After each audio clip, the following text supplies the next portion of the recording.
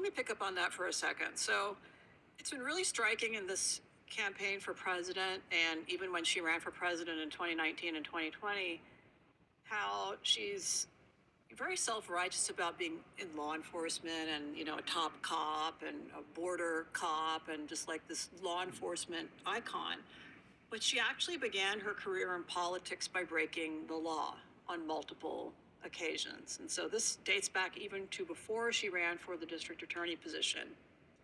In 2000, Willie Brown asked her to take a break from her job at the city attorney's office, take a little leave of absence, and do some work for Amos Brown, this notorious pastor who was running for re-election for the Board of Supervisors. And Amos Brown was representing that African-American community, and he was one of Willie Brown's people, right? And so she had no background in politics or anything, but he thought, well, this is a good way for you to learn the ropes of how a campaign is run, and it is a good way.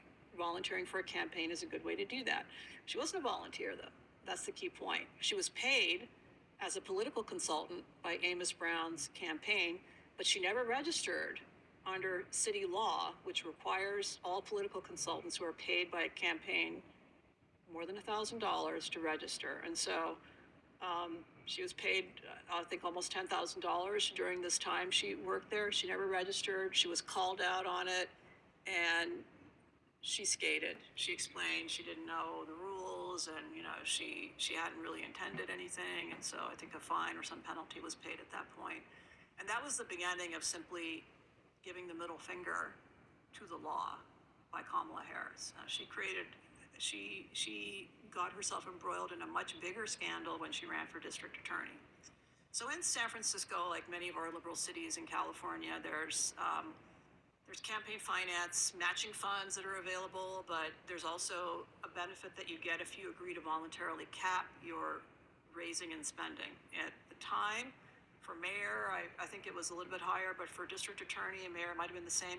It was $211,000. So if you agreed to cap your raising and spending at $211,000 in 2003, you got a statement published in the voter guide that's mailed to all the almost 500,000 voters in San Francisco, registered voters, saying that you had voluntarily agreed to confine yourself to that spending cap. So it's like a level playing field.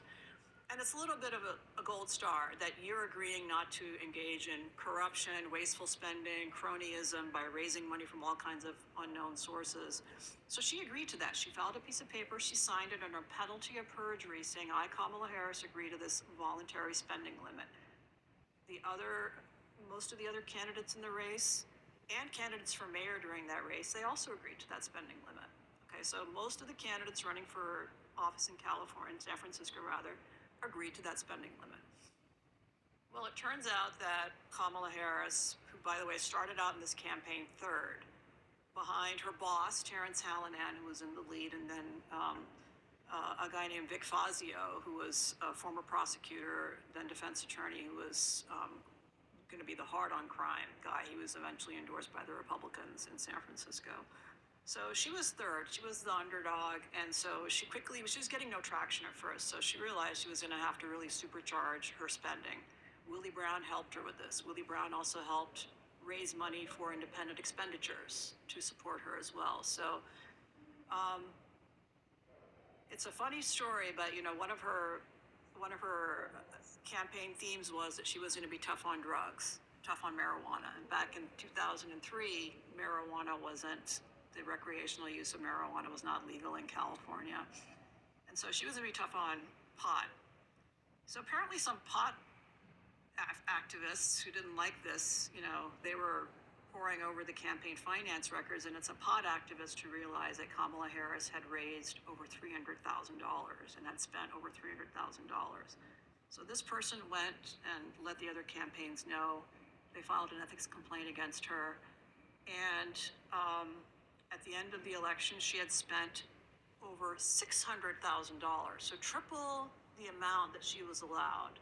But thanks to hiring a good lawyer and making the excuse that, the form changed, I didn't really understand the meaning of this, so please lift the cap, she got the San Francisco Ethics Commission, and by the way, many of those people on the Ethics Commission owed their positions to Willie Brown.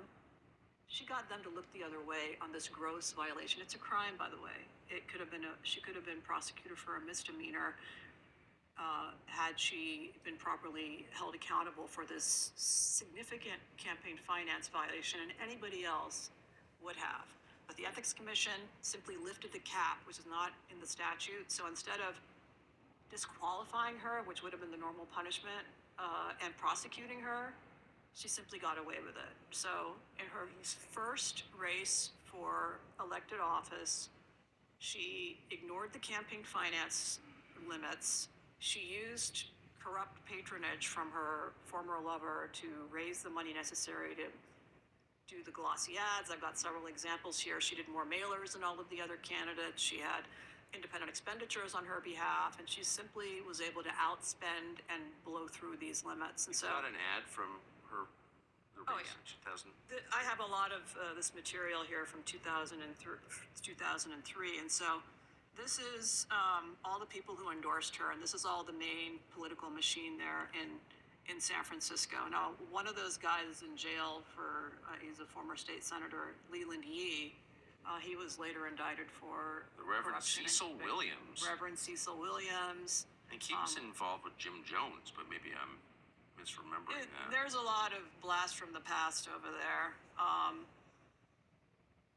Because she raised so much money, she was able to send multiple of these, big glossy mailers.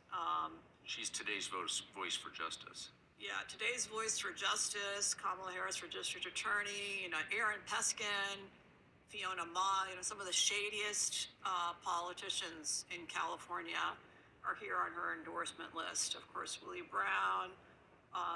She was, she checked all the boxes to get the gay community on board, the Asian community on board. She really put the coalition together thanks to the mentorship she enjoyed. Here's Assemblyman Mark Leno. No one is better prepared to lead our district attorney's office in this new era than Kamala Harris. Well, almost every prosecutor in that office was better prepared.